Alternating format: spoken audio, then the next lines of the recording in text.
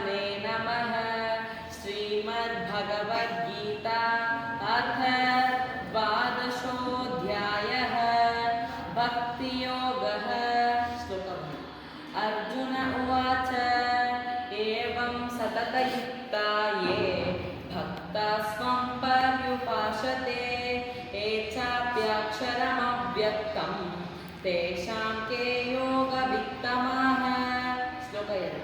श्रीभगवानुवाच मय्यावेश्य मनो ये मां नित्ययुक्ता उपासते श्रद्धया परयोपेताः ते मे युक्ततमावताः।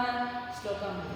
एत्वक्षरमनिर्देश्यम् अव्यक्तं पर्युपासते सर्वत्रगमचिन्त्यं च कूटस्थमचलं ध्रुवं सन्नियम् इन्द्रियग्रामं सर्वत्र समबुद्धयः ते प्राप्नुवन्ति मामेव सर्वभूतहिते रताः।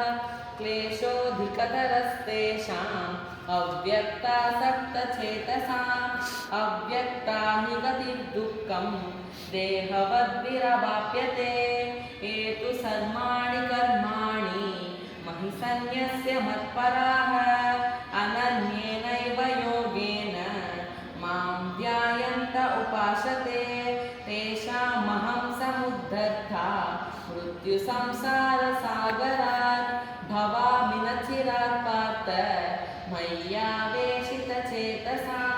मय्येव मन आदत्स्व मयि बुद्धिं निवेशय निवशिष्यसि मय्येव अत ऊर्ध्वं न संशयः अत चित्तं समाधातुं न शक्नोषि मयि स्थिरम् अभ्यासयोगेन ततः मामिच्छाप्तुं धनञ्जय अभ्यासेऽप्यसमर्थोऽसि मत्कर्म परमो भव मदर्थमिति कर्माणि कुर्वन् सिद्धिमवाप्यसि अथैतदप्यशक्तोषि कर्तुं मद्योगमाश्रितः सर्वकर्मफलत्यागं तथा कुरु यथात्मवान् श्रेयो हि ज्ञानमभ्यासात् ज्ञानाद् विशिष्यते ध्यानात् कर्मफलत्यागः त्यागात् चातिरमन्तरम्